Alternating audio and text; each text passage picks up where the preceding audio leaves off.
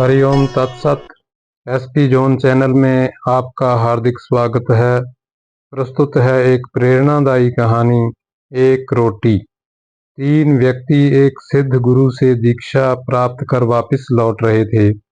गुरुजी ने उन्हें आध्यात्मिक ज्ञान के साथ साथ व्यवहारिक ज्ञान की भी सीख दी थी। तीनों तमाम ग्रंथों पुराणों पर चर्चा करते हुए आगे बढ़ते जा रहे थे। बहुत समय चलने के बाद उन्हें एहसास हुआ कि अब उन्हें कहीं विश्राम करना चाहिए और रात गुजार कर ही आगे बढ़ना चाहिए। वे एक जगह रुके और खाने की पोटली खोली, पर दुर्भाग्यवश उसमें एक ही रोटी बची थी। तीनों ने सोचा कि इसे बांटकर खाने से किसी की भूख नहीं मिटेगी, अच्छा होगा कि कोई एक ही इसे खा ले।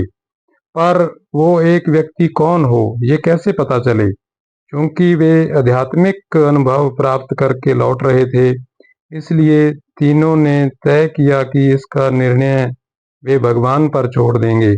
भगवान ही कुछ ऐसा इशारा करेंगे कि समझ में आ जाएगा कि रोटी किसे खानी चाहिए। और ऐसा सोचकर तीनों लेट गए। थके होने के कारण जल्द ही सबकी आंख लग गई।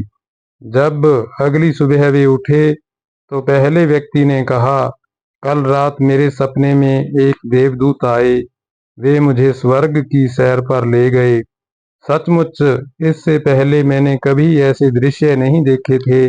असीम शांति, असीम सौंदर्य मैंने हर जगह देखी। और जब मैं भ्रमण के अंतिम चरण में था तो सफेद वस्त्र पहने एक महात्मा ने मुझसे कहा, पुत्र ये रोटी लो, इसे प्रसाद समझो और अपनी भूख मिटाओ। पहले व्यक्ति ने अपनी बात खत्म ही की थी कि दूसरा व्यक्ति बोला, कितनी अजीब बात है, मैंने भी बिल्कुल ऐसा ही सपना देखा। और अंत में एक महात्मा ने मुझे स्पष्ट निर्देश दिए कि मैंने जीवन भर लोगों का भला किया है, इसलिए रोटी पर मेरा ही हक बनता है। उन दोनों की बातों को सुन तीसरा व्यक्ति चुपचाप बैठा था। तुमने क्या सपना देखा? पहले व्यक्ति ने पूछा।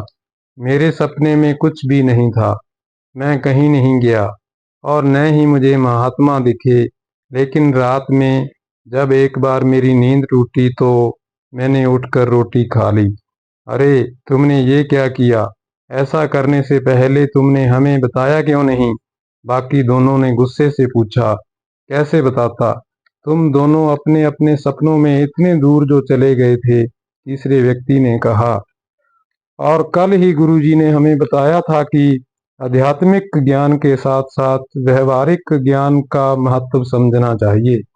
मेरे मामले में भगवान ने मुझे जल्द ही संकेत दे दिया कि भूखों मरने से अच्छा है रोटी खा ली जाए, और मैंने वही किया। दोस्तों, मनुष्य को